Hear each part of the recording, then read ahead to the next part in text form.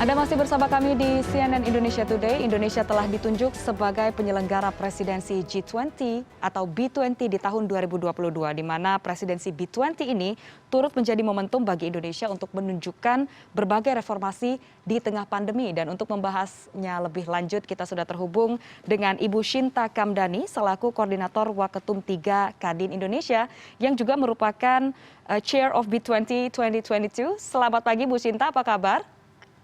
Selamat pagi, kabar baik. Baik, Bu Shinta, langsung saja. Ini apa saja, Bu, rangkaian kegiatan B20 atau Business 20 Indonesia dan juga bagaimana kesiapan dan juga persiapannya sejauh ini? Ya, terima kasih. Jadi memang pada saat ini Indonesia sudah megang presidensi daripada B20. Kebetulan saya baru handover dari Italia pada bulan Oktober yang lalu, dan memang B20 ini adalah business engagement group daripada G20. Jadi semua yang berkaitan dengan bisnis ada di forum B20. Kita akan mulai rangkaian acara dengan inception meeting yang akan berlangsung pada tanggal 27 dan 28 Januari tahun ini. Kebetulan nih peminatnya dari seluruh G20 countries banyak sekali, Mbak. Sudah ada lebih dari 1.300 yang register untuk acara inception meeting kami. Dan ini akan berlangsung secara hybrid ya. Jadi sebenarnya kalau yang dari luar negeri itu semua virtual, tapi kita yang di Indonesia akan ada di lokasi. Dan ini yang pertama kali kita akan inception meeting itu untuk kick off gitu. Nah, itu ada rangkaian acaranya, ada yang public forumnya, kemudian ada task forces-nya. Kebetulan kalau untuk B20 ini kita sudah di dalam struktur B20 itu ada 7 task forces, jadi 6 task forces dan 1 action council. Jadi ini semua nantinya rangkaian acara dimulai dengan inception, kemudian setiap bulannya task forces itu akan mengadakan pertemuan. Juga selain itu akan ada advokasi antara B20 G20 dimulai pertengahan tahun, dan akhirnya nanti acara puncaknya akan dilaksanakan di akhir Oktober 2022 di Bali. Nah, di dalam rangkaian acara dalam 1 tahun itu juga akan ada banyak side events gitu yang akan dilaksanakan juga di berbagai kota di Indonesia. Jadi ini memang 1 tahun program yang sangat banyak ya, Mbak, untuk rangkaian kegiatan daripada B20. Iya, seperti tadi yang Ibu Shinta sampaikan, nanti di akhir Januari begitu ya, tanggal 27-28 itu akan ada inception meeting dan juga akan dilanjutkan dengan summitnya sendiri itu di Oktober begitu ya, kurang lebih di akhir tahun begitu ya. Lalu Ibu Shinta, dalam B20 ini dari websitenya kami mencatat ada 7 prioritas begitu Bu yang dibahas dalam B20, ada trade and investment, energy sustainability and climate, digitalization, finance and infrastructure, future of work and education, integrity and compliance, and also with Women in Business Action Council. Lantas rekomendasi apa saja ini Bu Shinta yang akan disampaikan nantinya oleh Indonesia dalam forum B20 terkait dengan topik-topik prioritas ini? Ya, pertama-tama ini satu kesempatan buat Indonesia sebagai emerging economy pertama ya yang hosting B20. Jadi selama ini memang selalu B20 lebih mengedepankan agenda daripada negara maju. Jadi kali ini Indonesia benar-benar mau menerapkan juga termasuk agenda negara-negara berkembang. Nah, kalau kita lihat memang di dalam B20 sendiri itu biasanya policy recommendation itu 70% mengikuti legacy dari yang lalu, kemudian 30% itu adalah baru dari tergantung daripada host negara yang bersangkutan. Nah, dalam 7 task forces, jadi 6 task forces dan 1 action council itu memang mengedepankan 3 topik utama ya, yaitu yang berhubungan pertama adalah dengan melanjutkan pemulihan dan pertumbuhan kolaboratif, jadi memfasilitasi kerjasama lintas batas untuk bersama-sama pulih lebih cepat. Jadi ini namanya kolaborasi. Kemudian yang kedua adalah meningkatkan ekonomi global yang inovatif. Jadi memanfaatkan potensi kemajuan teknologi dan juga kreativitas yang pesat. Jadi ini kita tahu bahwa teknologi memegang peranan yang sangat penting. Dan yang ketiga adalah masa depan yang lebih inklusif dan berkelanjutan. Ini termasuk untuk UMKM perempuan, jadi tidak hanya perempuan tapi juga UMKM Ya. dan juga yang ekonomi yang berkelanjutan atau yang kita selalu sebutkan green. Nah ini yang sebenarnya 3 topik utama, makanya kita temanya itu adalah advancing collaborative, innovative, dan inclusive growth. Itu adalah topik daripada B20. Nah, untuk masing-masing task force dan action council nanti akan ada outcome recommendation ya, jadi policy kebijakan.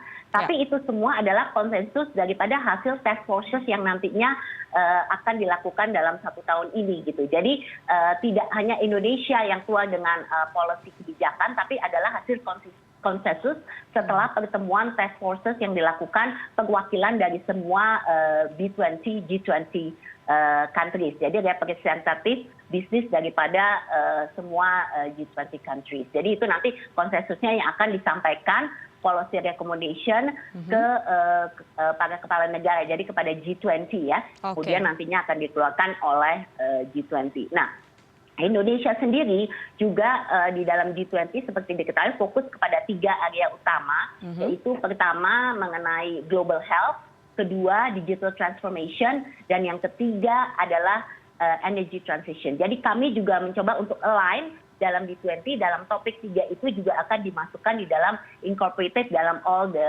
task forces di dalam B20. Ya, dari 3 topik utama begitu ya yang kemudian menjadi fokus Indonesia yang untuk nanti dibawa ke B20 begitu, Ibu Shinta. Bisa mungkin dielaborasi terkait peran aktif dari dunia usaha sendiri seperti apa Bu dalam B20 Indonesia ini nanti? Ya, jadi kalau B20 Indonesia itu memang isinya semua pelaku usaha. Jadi CEO, chairman daripada global companies, ya dari semua G20 countries. Nah, peran aktifnya sangat aktif ya, karena semua formulasi kebijakan itu kan ada digodok di situ gitu. Jadi baik itu ada di level advisory council-nya maupun di level-level daripada task forces gitu. Jadi keterlibatannya itu sangat aktif. Nah, tentu saja selain daripada policy recommendation, itu kita juga sebagai Indonesia, sebagai tuan rumah, itu mau mengambil manfaat juga daripada pertemuan G20 ini ya, jadi termasuk B20. Jadi nanti juga kami akan mengadakan banyak sekali side-side event yang seperti saya katakan di berbagai kota di Indonesia yang sambil topik juga yang dikedepankan oleh Indonesia tadi gitu. Dan ini nanti kita juga bisa mendapatkan kesempatan untuk juga showcasing project-project yang ada di Indonesia gitu. Karena memang tujuan kita tidak hanya menyampaikan policy recommendation yang actionable, tapi juga bagaimana Indonesia bisa mengambil kesempatan ini juga untuk promoting Indonesia, juga menarik investasi tentunya. Ya. Nah, terkait showcasing sendiri ini, Ibu Shinta, apa saja yang nantinya akan ditunjukkan dari Indonesia sendiri? Ya, jadi secara garis besar Indonesia ini kan akan memanfaatkan ini untuk peluang ya, untuk menampilkan potensi ekonomi Indonesia. Nah, ini kalau kita lihat di berbagai area yang kalau kita tadi sebutkan di dalam topik-topik yang tadi saya fokus kita ya, itu tentu saja banyak sekali proyek-proyek juga di berbagai daerah di Indonesia yang bisa ditunjukkan gitu, apa yang sudah dilakukan Indonesia. Misalnya juga kesempatan dan peluang untuk menarik investasi di bidang energi terbarukan misalnya, ya kan? Itu sesuatu yang bisa ditampilkan. Kemudian juga kita punya seperti Kaltara ini baru saja punya Green Industrial Zone, ya kan? Kita kan sedang mencari juga investasi yang dengan nilai tambah, ya. Jadi kalau kita lihat mulai dari kita sudah mulai mengedepankan manufaktur electric vehicle contohnya gitu. Jadi banyak sekali showcasing project yang bisa ditampilkan. Nah, ini tentu saja tidak hanya untuk investasi yang besar saja gitu, tapi juga kita banyak bisa menampilkan juga apa yang di daerah-daerah juga kelebihan daripada potensi pariwisata maupun daripada penduduk-penduduk Indonesia gitu. Jadi ini showcasing ini benar-benar menampilkan Indonesia secara keseluruhan gitu, bahwa kita juga memberikan sudah siap untuk dari segi strukturnya. Jadi kita juga Indonesia sudah melakukan reformasi struktural juga untuk menunjukkan bahwa kita siap untuk bisa menarik lebih banyak investasi dan sudah memiliki investment climate yang kondusif untuk bisa investasi ini juga masuk gitu. Jadi kita memberikan karpet merah juga kepada para investor dan juga bagaimana mereka bisa menjalin kemitraan dengan pelaku-pelaku nasional gitu. Karena kalau kita lihat banyak sekali proyek-proyek yang sudah ditampilkan ini kan juga proyek-proyek daripada para pelaku domestik. Nah ini bisa dimitrakan gitu dengan para investor dari luar juga. Ya, berarti bisa kita katakan Ibu Sinta ini bahwa B20 ini adalah kesempatan untuk menampilkan yang terbaik begitu ya dari Indonesia, apa saja yang kita punya begitu ya untuk bisa dilihat di mancanegara dan juga dunia internasional melalui B20 ini. Lantas terkait hal ini, Bu Sinta, keuntungan apa saja yang akan didapatkan Indonesia, Bu, dari presidensi B20? Ya, jadi kalau kita lihat pertama adalah jelas perluasan daripada network pelaku usaha Indonesia ya dengan prominent global players. Kalau kita lihat kelasnya yang akan hadir yaitu kelas benar-benar global player yang sangat signifikan yang mungkin aksesnya tidak mudah gitu. Jadi ini kesempatan untuk bisa networking. Kedua adalah memberikan pengakuan internasional, visibilitas dan juga branding positif ya bagi komunitas bisnis Indonesia. Jadi kesempatan buat kita juga promosi nih. Jadi ini kita bisa mendapatkan international recognition. Yang ketiga adalah juga mengoptimalkan potensi partnership yang tadi saya katakan dengan para global players.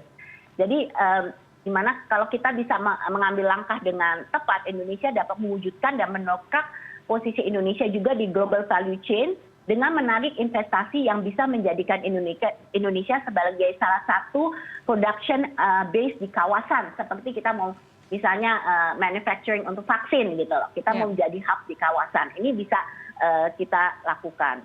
Keempat adalah juga menstimulasi percepatan daripada pemulihan ekonomi nasional dan daerah dengan pengadaan rangkaian acara yang berskala internasional. Ada kesiapan proyek-proyek strategis di tingkat nasional dan daerah dapat juga dipromosikan kepada investor. Kalau kita lihat dari hasil misalnya world meeting seperti IMF, World Bank yang lalu, itu benar-benar bisa berdampak kepada bantu pertumbuhan ekonomi gitu. Jadi ini saya rasa akan bantu dengan banyaknya kegiatan gitu juga bisa membantu pariwisata Indonesia gitu. Jadi ini saya rasa bisa menstimulasi percepatan.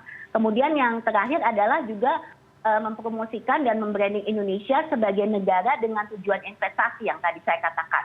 Dan ini bisa karena G20 countries juga banyak negara maju yang sekarang Indonesia akan terlihat on the map gitu. Karena semua membicarakan Indonesia tuan rumah daripada G20. Jadi semua perhatian itu akan ada ke Indonesia. Nah, dengan adanya Undang-Undang Cipta Kerja dan reformasi struktur yang ada, ini bisa membantu bahwa benar-benar kesiapan Indonesia untuk bisa menjadi tuan rumah juga kelihatan karena kita benar-benar mau menampilkan Indonesia secara menyeluruh. Iya, baik. Lantas dengan segala persiapan begitu Ibu Sinta dan juga tentunya kesiapan begitu yang terus digenjot begitu menjelang pelaksanaan B20 dan juga G20 di Indonesia sebagai tuan rumah, apa target dan juga output yang diharapkan Bu dari B20 2022 ini? Ya, jadi pertama kalau kita lihat dari tadi policy recommendation ya, kami kan selama ini B20 selalu menyampaikan policy recommendation kepada G20. Kami harapkan kali ini benar-benar yang actionable gitu. Jadi policy recommendation yang bisa diimplementasikan oleh pemerintah negara-negara yang bersangkutan. Itu pertama yang berkaitan dengan policy recommendation. Kemudian kedua, kami juga mau ada legacy buat Indonesia sebagai tuan rumah. Nah, output ini bisa berupa pledges atau berupa komitmen baik itu dari segi inisiatif funding maupun capacity building dan lain-lain yang nanti outcome konkretnya itu akan juga disampaikan di puncak B20 Summit. Contohnya kami sekarang sedang mengondok yang namanya Net Zero Hub di Kadin ya. Nah, nanti Sustainable Hub ini bisa menampilkan bagaimana kita punya konkret untuk bisa memobilisasi perusahaan untuk bisa mencapai net zero dan pledges yang disampaikan perusahaan. Dan itu komitmen yang berhubungannya misalnya dengan blended finance ya, financing maupun inisiatif-inisiatif teknologi yang bisa juga dikerjasamakan. Jadi ini outcome konkret sebagai legacy Indonesia ini juga kami lihat sebagai outcome. Bagaimana sebanyak-banyaknya ya momentum sebagai tuan rumah ini. Baik, terakhir Ibu Shinta, apa ada pesan khusus Bu yang ingin disampaikan bagi pelaku bisnis Indonesia di forum nanti? Ya, jadi melalui kita mengupayakan hadirnya pemenang global business untuk memberikan kesempatan yang sebesar-besarnya bagi Indonesia untuk ada di top of mind, ya, top of mind of pelaku usaha dan mendongkrak citra ramah investasi dan perbaikan daya iklim usaha di Indonesia. Selain itu, Indonesia juga diharapkan mampu melahirkan terobosan baru melalui presidensi G20 ini. Termasuk juga tadi disampaikan di sektor transisi energi bagi semua negara, dan mempromosikan adopsi teknologi dan yang terjangkau dan prioritas transisi energi yang berkelanjutan.